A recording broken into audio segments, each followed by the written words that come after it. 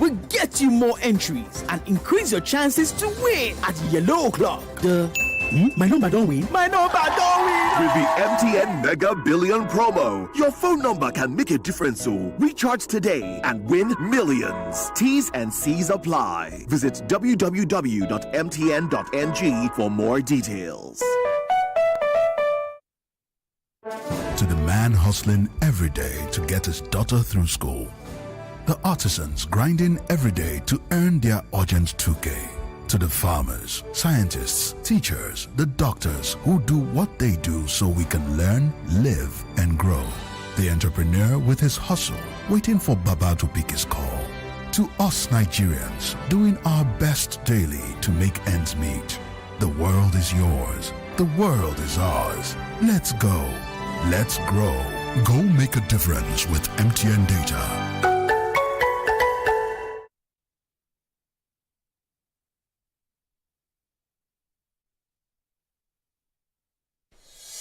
Dailies today. Dailies today. On 99.3 Nigeria Info. 99.3 Nigeria Info Lagos. Good morning to you. Welcome back to Dailies today. Apologies for starting behind schedule this morning. I'm Sheriff Quadry. I'm Jimi. This is somebody is also asking here. You have not come up early in the morning. It's timing us. Sorry about that. It was a slight technical error. Yes, so we're here now. You can watch on Facebook and on YouTube, Nigeria Info 99.3. Let's start quickly now. Vanguard newspaper, page 5. 2027, Atiku, Obi, El-Rufai, others take over ADC. Yeah, and somebody is already complaining, but that is not unexpected. After all the rigmarole, we are going to register ADA, we are going to do this. I think it was a kind of strategy to divert attention. They wanted to register ADA, and they sold a dummy on the venue where they wanted to hold the meeting. All kinds of things have happened. Anyway, finally, they have gotten themselves together, and yesterday was some kind of lunch that had quite a number of people. Okay. Earlier on, the chairman of the ADC, Ralph Okenwosu, and Secretary Alhaji Baba Abdullahi had stepped down for the coalition. The interim national chairman is Senator David Mark. And the national secretary, believe it or not, is Rauf Aregbesola. That is a bit controversial, given his closeness. What I got to hear was that in the early days, not even right from the days of the AD and so on and so forth, Rauf Aregbesola, had been an extremely close ally of the president. In fact, some people said, and this is just a joke, I had to call the nickname, he was his witch doctor. That's his witch doctor. And so that I'm sure would bother the president at some point. Others who were there, Atiku was there, Peter Obi was there, Yusuf Dati was there, Tambuwal, Liyelimoke, Engineer Babacha Lawal. Also present were former APC and WC members, including John Odige Oyegun, really, Bolaji Abdullahi, Senator John James Akpambude. Yeah, that's a long word. He was a one-time gubernatorial. He was a one-time gubernatorial candidate in Akwa Ibom. Amechi was there. Malami was there. Dalong. Long list of them. Ubeha. The loads and loads of names, including Celestine Omeha, Idris Wada, Agbola Ajayi, who else? Professor Sumbo, loads of them were there. But somebody is throwing tantrums, Kachiku, in a swift response. He was the 2023 presidential candidate. I think we had him here. Mm-hmm. I think we had him here then. And he said he was just the presidential candidate now, not the chairman or secretary of the party. But he says that it is with the greatest amusement that I watched the former Vice President Atiku-led group announce its takeover of the national leadership of the African Democratic Congress. As is expected, I've been inundated with calls and messages. From the foregoing, I want to then pose the following questions. Can you build something on nothing? Can you shave a man's hair in his absence? Can you enter a man's house through the back door and declare yourself the landlord? That has happened many times. It's happened to Nigeria. The boss quarters boys moved to the main house and threw the owner of the house to the streets. That happens a lot. And he calls them yesterday's men who represent a bad chapter in Nigeria's past, have brought a bad market from a man who represents a bad chapter in 86 past. And he goes on to talk about, I think I'll need to drag him down here. I know who can, so that you can hear in full what his disagreement is all about. But it took place yesterday. What are my feelings on this is not going anywhere yet. If they could work out something that could maybe bring in the PDP, because these people will divide votes. Apparently, if they go along the same trajectory, they are going to divide votes. And verily, I say unto you, plus all other factors, you will find APC in the saddle in 2027. But it's early days yet. You don't know who is going where just yet. But it's a good development. What you want to say something? No. Why were you looking at me like that? No, I was just, listening attentively. I was listening attentively. It's early days yet, but if they go along this path, like I said, Saraki is not likely to go anywhere. It's likely to stick with the PDP. And rumors are all over the place. You never know who is working for who in all this that we have now.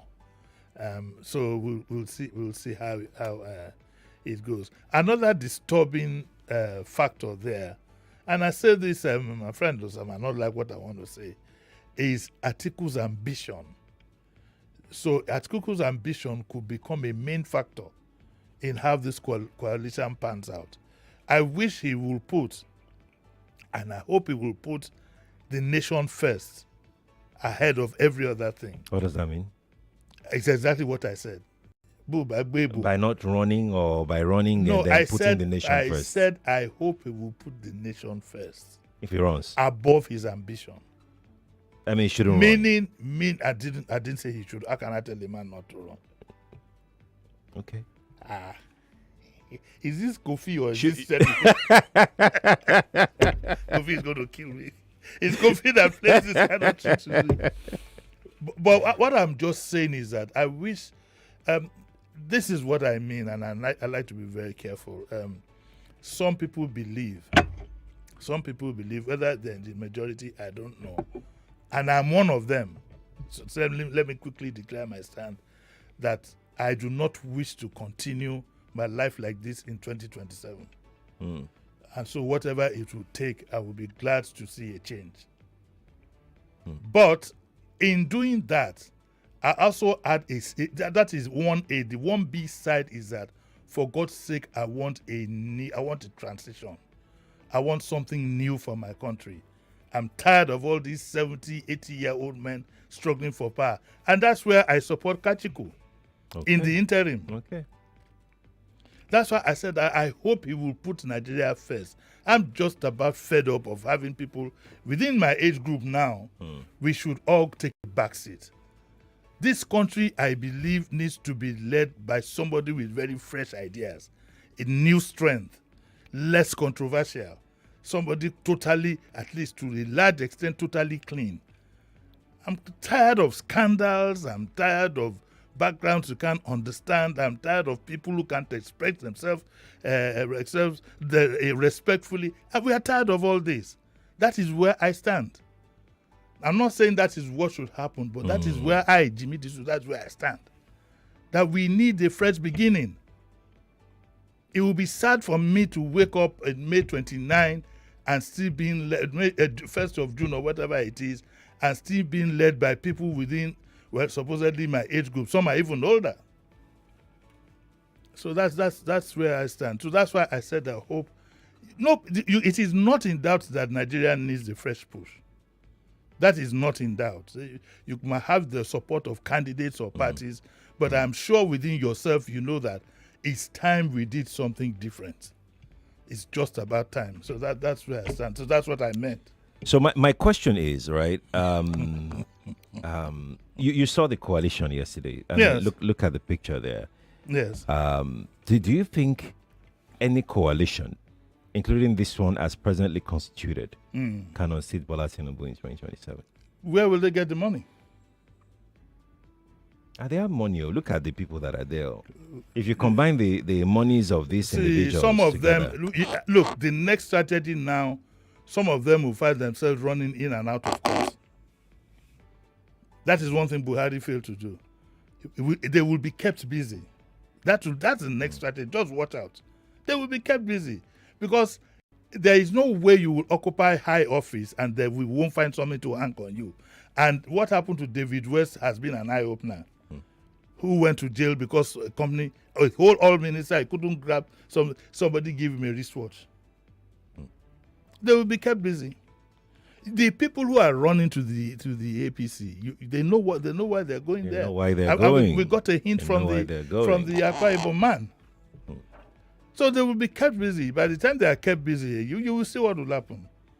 It is going to be very, very difficult to unseat this man, except we will go look for somebody fresh. And indeed, we need a fresh set of ideas. We've just about had enough. People who were in power when I was in university are still struggling for power now.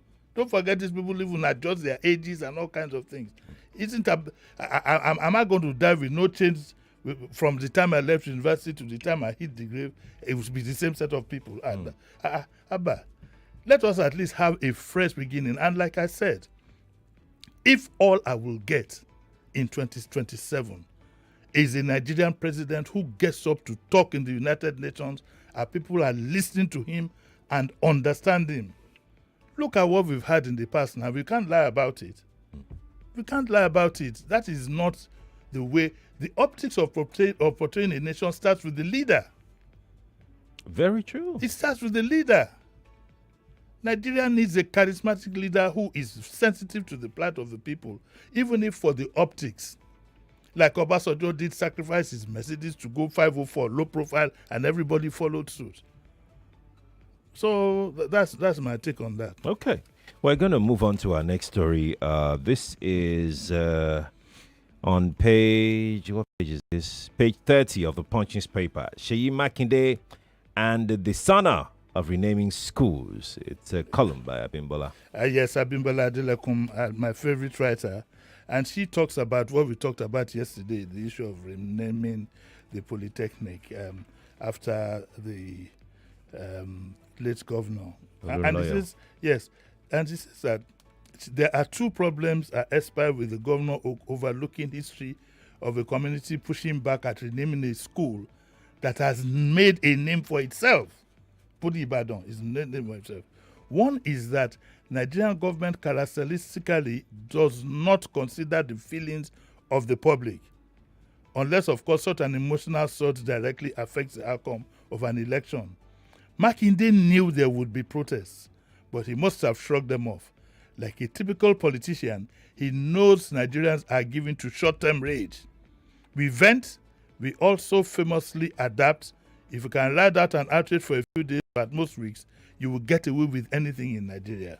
While people might eventually resign to the decision, it is pertinent to ask where the honor is for the dead. Of what practical use is a commemorative act that the community doesn't want to reinforce? Then she says, it brings me to the second issue. In our society, the art of renaming institutions or landmarks after people monumentalize vanity. Monumentalize vanity. We hardly honor heroes in this part of the world and are far less practiced in the art of celebrating those who make meaningful achievements that uplift the collective. Instead, we over-recognize those whose greatest contribution is to plumb new depths in corrupting social ethics. She goes on to say that she now veers to Wiki justification for renaming that conference hall after Tinubu. And he says it is not hard to tell that this is mere brown-nosing. He is not alone.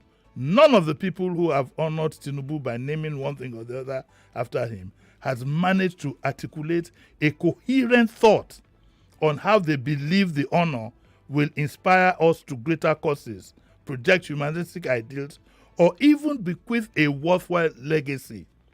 The best they come up with is how Tinubu is some graven image before whom every knee must bow. It is a desperate effort to subsume the character of a public space under an individual. But she says that she commends Makinde for at least promising to digitalize the late Olu Lawyers Library, and I hope he sees that through. However, renaming the Polytechnic after him has no value for his memory. Makinde would have done better for the man's memory by establishing something like a math institute within the Polytechnic in his name. Is that not what I told you yesterday? Yes, you mentioned it.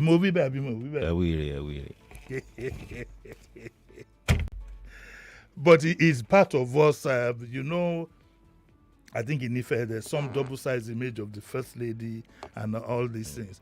It's the people we have become, at the end of the day, most of it sparks of eye service, really. So the question you now ask is, in Nigeria today, I leave you with this question, and we're going to put it up. Next week, we are going to have, in one of my programs, you will call in and tell us what is the mark of determining a man of honor in Nigeria. Yes, how do you know a man of honor? It must just be the friends of the president, the associates of the president, only the people that the president likes? Because that's not the way it is or like an Oba said, I think it was the show of Bomoso, that the chief tattoos will be for sale. Not to him though, he quickly clarified that, but they will be for sale. For you to have a chief tattoo, you will be given a project to, and so on and so forth. Is that how to honor people? Can't we honor a teacher, for example, who for 40 years has worked hard and produced X number of people? Can't we honor people who, a driver, can't we honor ordinary people? To get honor in Nigeria, must you be rich? Must you be famous? Must you, till the man who designed the Nigerian flag, I don't think we honored him till he died. Who designed the green, white, green, at Akikomi or something like that. I don't think he got what you call. I think he got something after pressure. I think he got federal honors. Yes. I think he got federal.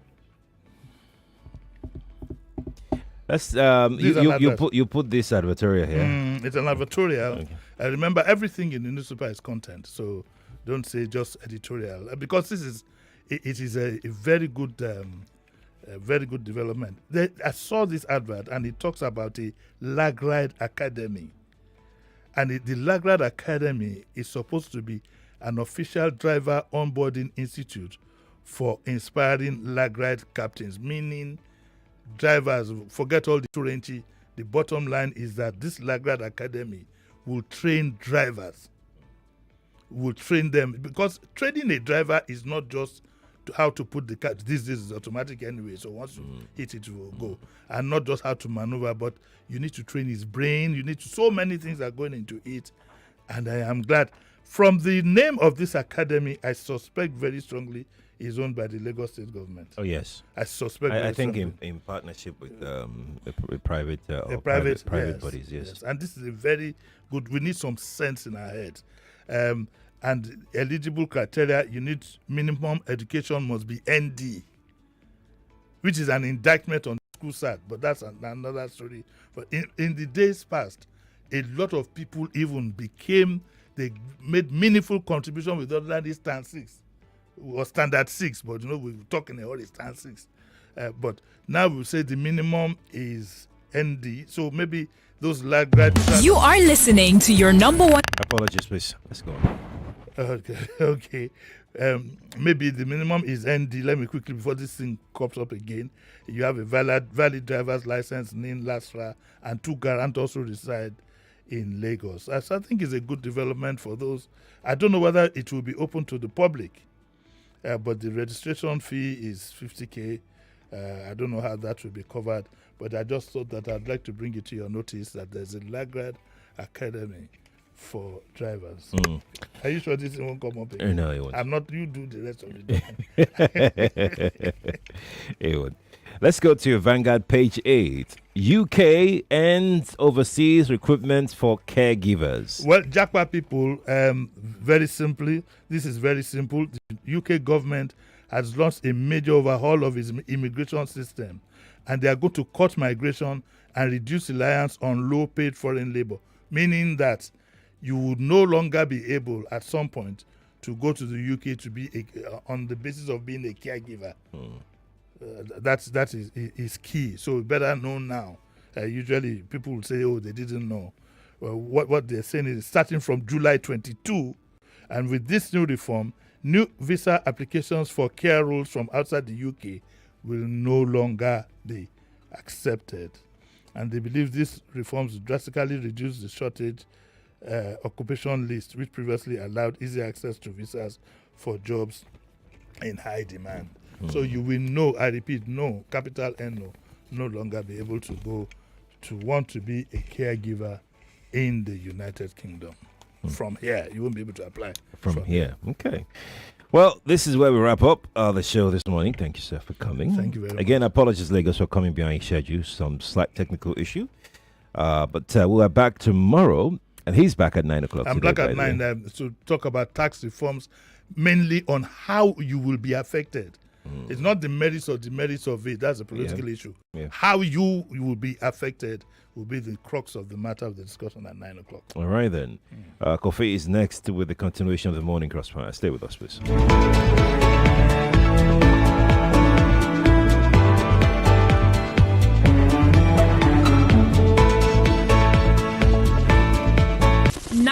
.3 Nigeria Info. We are more than just radio. Subscribe to our YouTube channel at Nigeria Info FM. Check us out on Facebook at Nigeria Info 99.3. Follow us on Twitter at Nigeria Info FM and on Instagram at Nigeria Info FM Lagos for live updates as it happens. 99.3 Nigeria Info. Let's talk.